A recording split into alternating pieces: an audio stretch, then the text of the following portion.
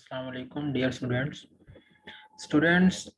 आज हम Bernoulli's equation की जो सेकंड एप्लीकेशन है उसको स्टडी करेंगे।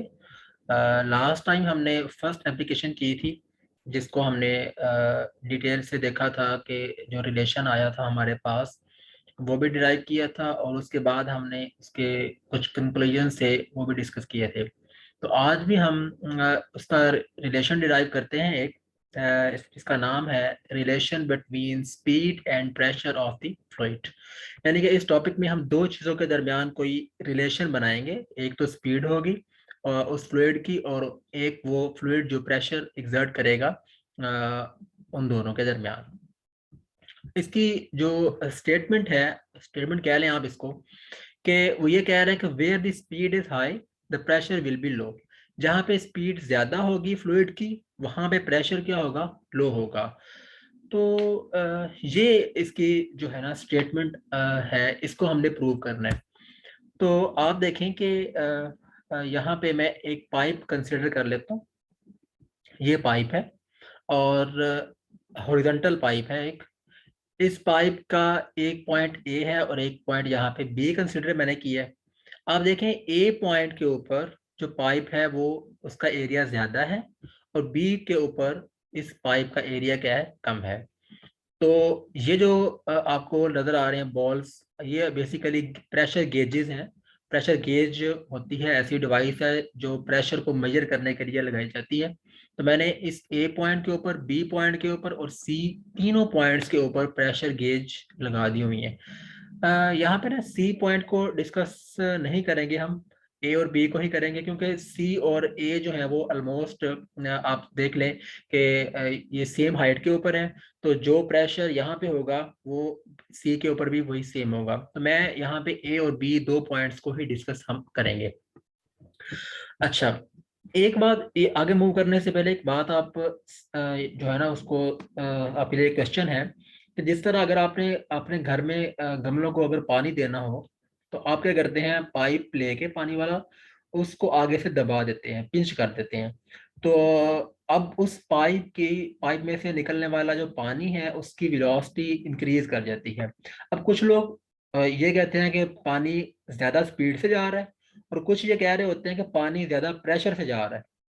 यानी कि वहां पे हम ये कंसिडर कर रहे होते हैं कि प्रेशर और जो स्पीड है वो डायरेक्टली प्रोपोर्शनल है। यानी कि अगर एक चीज ज्यादा होगी, अगर स्पीड कहीं पे ज्यादा है पानी की, तो वहां प्रेशर भी क्या होगा, ज्यादा होगा। तो देखते हैं कि आज हमारा जो वो कॉन्सेप्ट है क्या वो ठीक है या उस कॉन्सेप्ट को हमें चेंज करने की जरूरत है। तो आज हम इसी चीज को यहाँ पे डिस्कस करेंगे। देखें यहाँ पे पॉइंट जो मैंने कहा था दो कंसिडर करूंगा, ए और बी। ए पॉइंट है, ए पॉइंट के ऊपर आप देखें एरिया है ज्यादा, लार्ज एरिया है पाइप का, और वेलोसिटी यहाँ पे डेफिनेटली क्या होगी, लो होगी according to equation of continuity. ये तो हमें पता है कि जहाँ पे इक्वेशन ऑफ कॉन्टिन्यूटी हमें ये कहती है कि जहाँ पे एरिया ज्यादा होगा पाइप का वहाँ पे वेलोसिटी क्या हो जाएगी, कम हो जाएगी। ठीक है, तो ये दो बातें तो ठीक है। प्रेशर यहाँ पे क्या होगा, हाई होगा। अब इस चीज का, इस ये चीज मुझे किसने बताई है, ये जो मैंने यहाँ प्रेशर गेज लगाई हुई थी ना, इसने जो प्रेशर मेजर करके बताया है वो ज्यादा था ए पॉइंट के ऊपर as compare to B point. ठीक है, और बी पॉइंट के ऊपर मेरे पास क्या है, एरिया स्मॉल है और वेलोसिटी यहाँ पे डेफिनेटली हाई होगी और प्रेशर यहाँ पे क्या है, लो। अब देखें ना, अगर इसको देखना चाहें हम कि प्रेशर इधर हाई क्यों है और इधर लो क्यों है, तो आप ये समझें कि यहाँ पे पानी जो जा रहा था फ्लूइड, उसकी वेलोसिटी कम थी, स्पीड उसकी कम है, ऐसा ऐसा जा रहा है, और उसके जो वाटर मॉलिक्यूल्स हैं उनको ज्यादा टाइम मिल रहा है कि वो कोलाइड कर सके with the wall of that pipe. ठीक है, अगर इस पाइप के साथ ज्यादा कांटेक्ट टाइम होगा उन फ्लूइड्स के मॉलिक्यूल्स का, तो डेफिनेटली ये जो प्रेशर गेज है ये ज्यादा प्रेशर बताएगी हमें। लेकिन इस पॉइंट के ऊपर आप देखें, यहाँ से पानी ऐसा ऐसा सॉरी, यहाँ पे पानी जो है उसकी स्पीड ज्यादा होगी क्योंकि यहाँ पे एरिया क्या है, कम है। तो यहाँ से पानी बहुत स्पीड के साथ गुजर जाएगा और कांटेक्ट टाइम जो होगा उस वाटर मॉलिक्यूल्स का इस वॉल के साथ वो कम होगा, कोलिजन यहाँ पे कम होगी, और डेफिनेटली ये जो आपका प्रेशर गेज है वो कम प्रेशर मेजर करेगा। तो ये तो एक आम सी बात थी जो मैंने आपको यहाँ पे बताई है। अब वर्बली मैंने इसको एक्सप्लेन किया है, अब इसको ना मैथमेटिकली भी डिराइव करते हैं कि क्या वाकई ऐसा होता है कि जहाँ पे एरिया ज़्यादा होगा वहाँ पे प्रेशर जो है वो लार्ज होगा, और जहाँ पे एरिया कम होगा वहाँ प्रेशर कम होगा।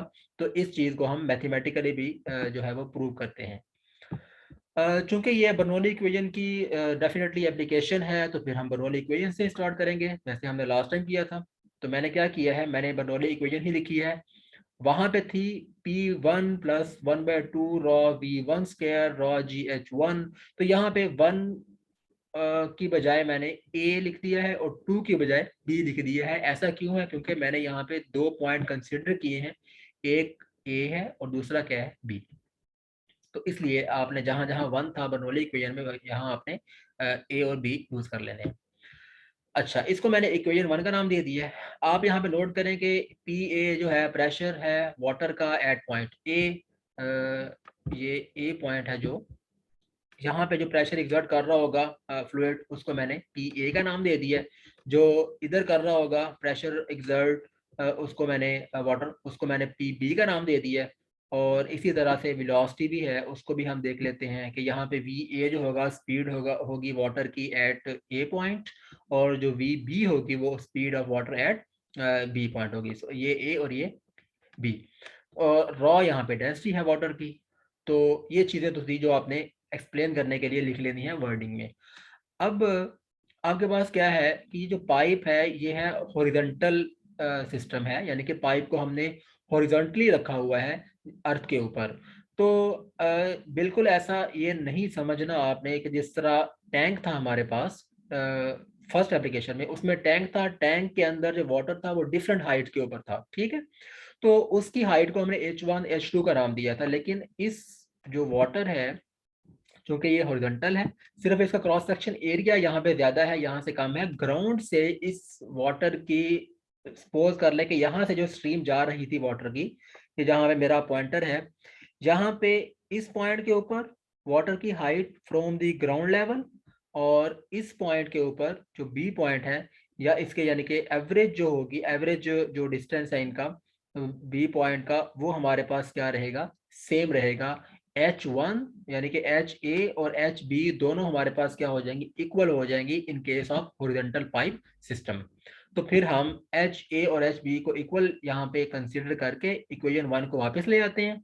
आपको पता है जब मैं HA की जगह HB रिप्लेस कर दूंगा, यहाँ पे HA है, तो मैं अगर इधर भी HB पुट कर दूंगा, क्योंकि मैंने कहा है कि दोनों इक्वल हैं, तो इक्वल हैं, तो फिर हम एक की जगह दूसरा जो है वो रिप्लेस कर सकते हैं।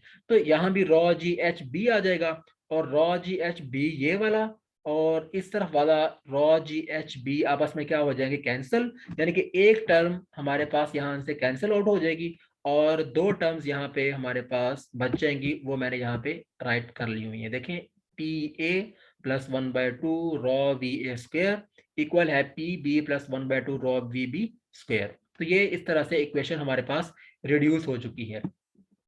अच्छा, अब आप देखें कि ये जो पी ए है इसको मैंने इधर रखा है, और पी बी इस तरफ चूंकि प्लस था, इस तरफ आकर माइनस हो जाएगा। यानी कि मैं इक्वेशन को थोड़ा सा प्ले करूंगा इसके साथ, और रीअरेंज करके एक फाइनल रिजल्ट के ऊपर पहुंचने की कोशिश कर रहा हूँ।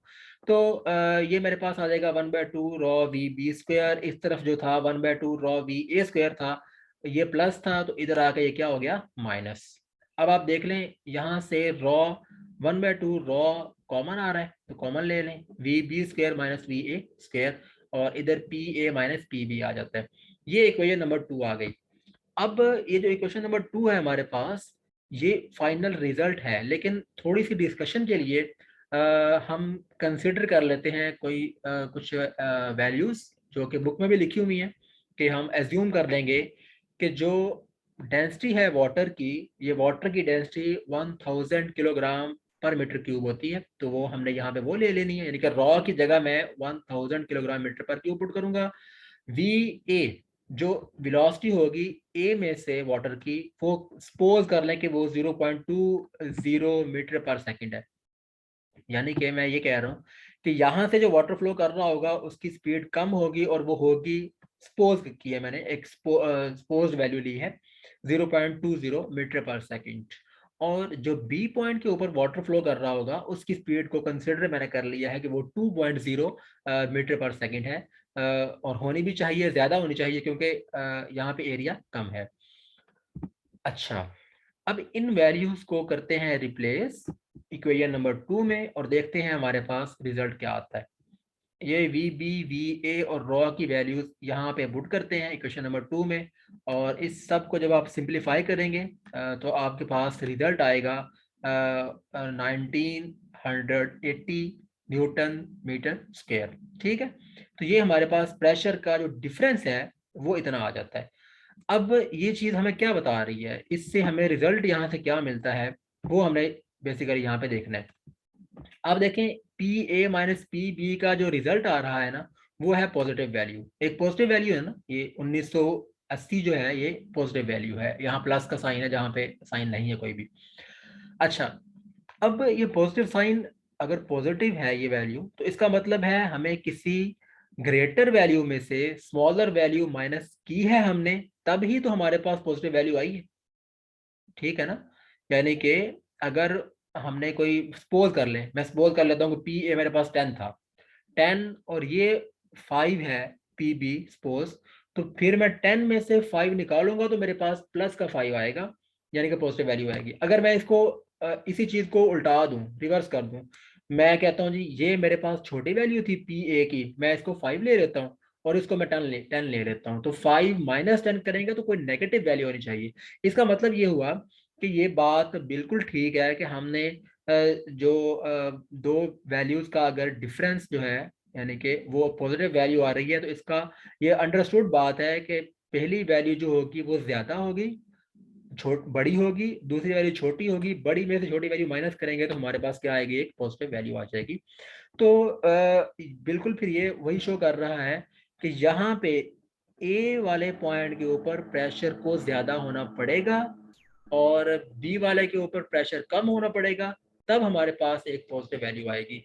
तो ये बात यहाँ से प्रूव हो जाती है जो मैंने स्टार्ट में कही थी कि चूंकि यहाँ पे एरिया ज्यादा है, वाटर की स्पीड यहाँ पे कम होगी और कॉन्टैक्ट टाइम ज्यादा मिल जाएगा, कॉन्टैक्ट टाइम इसको कोलिजन का, तो प्रेशर हमें यहाँ पे ज्यादा मिलेगा इसलिए भी।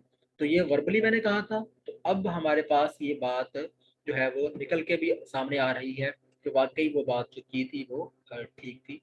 तो ये इसका प्रूव है, this shows that pressure in narrow pipe is smaller than wider pipe. तो जो नैरो पाइप है वहां पे प्रेशर कम होगा, नैरो पाइप डेफिनेटली बी वाला था, और जो वाइडर पाइप था वो ए वाला था। ठीक है, तो ये बात यहाँ पे प्रूव हो जाती है, hence where speed is high pressure will be low. तो ये जो स्टेटमेंट थी इस टॉपिक की उसको हमने वेरीफाई कर लिया हुआ है, ये हमारा टॉपिक कंप्लीट हो जाता है। लेकिन यहाँ पे ना बहुत इंटरेस्टिंग एप्लीकेशन है इसकी, छोटी छोटी दो, तो वो भी डिस्कस मैं चाह रहा हूँ कि कर लूँ। पहली एप्लीकेशन उसमें ये है, लिफ्ट ऑन एन एरोप्लेन। देखिए एरोप्लेन ऊपर की तरफ जब लिफ्ट करता है, यानी कि जमीन से अगर अपवर्ड मूव करता है तो वो किस तरह से लिफ्ट करके ऊपर जा रहा होता है, बेसिकली इसी चीज की वो एप्लीकेशन है। कैसे है तो मैं उसको यहाँ पे एक्सप्लेन करता हूँ। देखें, मैंने ये सपोज किया है कि ये कोई विंग विंग है ना उसका, क्या नाम है, एरोप्लेन का। अब होगा क्या कि उसका जो विंग है उसको इस तरह से डिजाइन किया जाता है, उसका डिजाइन इस तरह से बनाया जाता है कि अपर वाली साइड पे जो स्ट्रीम लाइंस आ रही हूँ, यानी कि एयर की जो स्ट्रीम लाइंस पास हो रही हूँ अपर वाली साइड से उस विंग के, वो क्लोजर होनी चाहिए, यानी कि आपस में क्लोज हों। और जो लोअर वाला एंड है, यानी कि निचले हिस्से से जो स्ट्रीम लाइन पास करें उस यानी कि एयर की, वो क्या होनी चाहिए, वाइड होनी चाहिए। ठीक है, अब जाहिर है यहाँ पे क्लोज क्लोज अगर पास करेंगी स्ट्रीम लाइंस तो तब कर सकेंगे जब उसकी एयर की जो स्पीड है वो ज्यादा होगी। ठीक है, जहां पे हमें पता है अगर एयर की स्पीड यहाँ पे अपर उस विंग के अपर वाली साइड पे ज्यादा है अगर, तो स्पीड के ज्यादा होने से प्रेशर क्या होना पड़ेगा, वहां पे लो होना पड़ेगा, प्रेशर कम होगा डेफिनेटली। अभी जो हमने रिलेशन पढ़ा है कि जहाँ पे स्पीड ज्यादा होगी ये दोबारा मैं अगर आपको दिखा दूं, where speed is high pressure will be low. तो अगर हमने उस विंग को डिजाइन इस तरह से किया है, उस पर को, उस एरोप्लेन के कि अपर वाली साइड पे स्पीड क्या होनी चाहिए, ज्यादा होनी चाहिए, तो फिर यहाँ पे क्या होगा कि प्रेशर क्या हो जाएगा, लो हो जाएगा अपर वाली साइड के ऊपर, ठीक है जी। और लो वाली जो निचली साइड है उस विंग की, वहां पे क्या हो रहा होगा, वहां पे इसका उल्ट प्रोसेस हो रहा होगा, जिसमें हम क्या देखेंगे कि उस को डिजाइन ऐसे किया हुआ है कि यहाँ पे जो लाइंस होंगी, स्ट्रीम लाइंस, वो वाइडर होंगी, और एयर यहाँ पे जो मूव करेगी वो हमारे पास स्लो स्लो मूव कर रही होगी, ठीक है। एयर अगर यहाँ से स्लो मूव कर रही है तो इसका मतलब ये है कि जो आपके पास प्रेशर होगा यहाँ पे, इस साइड के ऊपर प्रेशर क्या हो जाएगा, हाई हो जाएगा। तो जब एयर के जो एरोप्लेन का जो विंग है उसकी निचली साइड पे प्रेशर हाई हो गया, ऊपर प्रेशर लो हो गया, तो डेफिनेटली ये जो एरोप्लेन है वो फिर जिस जिस तरफ प्रेशर कम है उस तरफ मूव करना शुरू कर देगा। किसकी वजह से, इस हाई प्रेशर की एक फोर्स की वजह से। तो ये था कि एरोप्लेन जो है वो ऊपर की तरफ किस तरह से लिफ्ट करता है, किस तरह से ऊपर उठता है। तो इसको हमने यहाँ से एक्सप्लेन करना था, वो आपने अंडरस्टैंड किया है इसको। नेक्स्ट भी इसकी एक एप्लीकेशन है, स्विंग ऑफ अ बॉल। देखिए बॉल है आपके पास, चाहे टेनिस बॉल है या आप जो है हार्ड बॉल कंसीडर कर लें, ये बॉल है। इसके अंदर स्विंग कैसे पैदा होती है, यानी कि जो बॉलर है अगर वो बॉल फेंकता है तो उसमें अगर स्विंग पैदा हो रही है तो वो किस तरह से पैदा होती है, वो भी इसी चीज की एप्लीकेशन है। देखें, ये बॉल जब वो बॉलर फेंकेगा अपने हाथ से, तो दो तरह की मोशन हो रही होगी उस बॉल के अंदर। एक तो उसकी ट्रांसलेशनरी मोशन होगी, ये जो यहाँ पे एरो मैंने बनाया है, यानी कि बॉल आगे की तरफ फॉरवर्ड मूव कर रही होगी, एक तो उसकी मोशन ये होगी। दूसरा, वो बॉल रोटेट भी कर रही होगी, यानी कि उसकी रोटेशनल मोशन भी जारी होगी। अच्छा, अब दो तरह की मोशन है यहाँ पे। और फिर आप देखें कि अच्छा, इससे क्या होगा, जब रोटेशनल मोशन, सपोज कर लें कि ये इस तरह से मूव रोटेट कर रही है, जिस तरफ से मैंने ये जो ब्लू वाले एरोस हैं वो बनाए हुए हैं, इस तरह से रोटेट कर रही है बॉल उसके आगे फॉरवर्ड मूव करने के साथ साथ। अच्छा, अब आप देखें इस पॉइंट के ऊपर जहां पे मेरा कर्सर है, आप देखेंगे कि यहाँ पे जो डायरेक्शन उस रोटेशनल मोशन की है बॉल की, एयर की स्पीड, एयर की जो यानी कि डायरेक्शन है मूव करने की, या जिस तरफ बॉल खुद जा रही है, वो भी आपके पास क्या है, उसी तरफ है। तो यहाँ पे जो दोनों की स्पीड क्या हो जाएगी, एडअप हो जाएगी, और इस तरफ स्पीड क्या हो जाएगी उसकी, ग्रेटर हो जाएगी बॉल की अपर साइड के ऊपर। और जो लोअर साइड है ये वाली, यहाँ पे क्या हो रहा होगा, यहाँ पे आप देखें रोटेशनल मोशन की जो स्पीड, जो डायरेक्शन है वो इस तरफ है, जो ब्लू वाला एरो है। और जो आपके पास इसकी एयर की जो यानी कि डायरेक्शन है मूव करने की, वो आपके पास क्या है, इसकी अपोजिट है। तो यहाँ पे डेफिनेटली फिर जो स्पीड है यहाँ पे कम हो जाएगी, डायरेक्शन के अपोजिट होने की वजह से एयर फ्रिक्शन यहाँ पे उसको जो है वो फेस करना पड़ेगी। तो स्पीड यहाँ पे कम हुई तो डेफिनेटली यहाँ पे प्रेशर क्या हो जाएगा, हाई हो जाएगा। तो इस तरफ स्पीड ज्यादा थी तो प्रेशर लो था, इस तरफ स्पीड लो है तो प्रेशर क्या है, हाई है। तो फिर वो जो बॉल स्ट्रेट जाने की बजाय एक एक्स्ट्रा कर्वेचर उसको मिल जाएगा, और एक्स्ट्रा कर्वेचर जो है उसके साथ वो बॉल आगे जा रही होगी, और वो मुश्किल पैदा करेगी उस बैट्समैन के लिए जिसने उस बॉल को जो है वो प्ले करना है, खेलना है। तो इस तरह वो बैट्समैन जो है वो डिसीव हो जाएगा कि बॉल, उसको ऐसा लगेगा कि बॉल बिल्कुल सीधी आएगी उसकी तरफ, लेकिन बॉल क्या करेगी, थोड़ा सा कर्वेचर एक्स्ट्रा खाएगी, स्विंग पैदा होगी उसमें, और बैट्समैन उससे रिसीव हो जाएगा। तो ये था इसी की एप्लीकेशन थी इस टॉपिक की, कि एक जो क्रिकेट बॉल है उसमें स्विंग कैसे पैदा होती है, उसको हमने स्टडी किया है। तो ये था आज का टॉपिक हमारा। इसमें आपको कहीं भी डिफिकल्टी हो, किसी पॉइंट को आप समझ आपको ना आ रही हो, तो आप जो है वो पूछ सकते हैं। तो इंशाल्लाह नेक्स्ट लेक्चर में हम थर्ड एप्लीकेशन करेंगे बर्नौलीज इक्वेशन की। अल्लाह हाफिज़।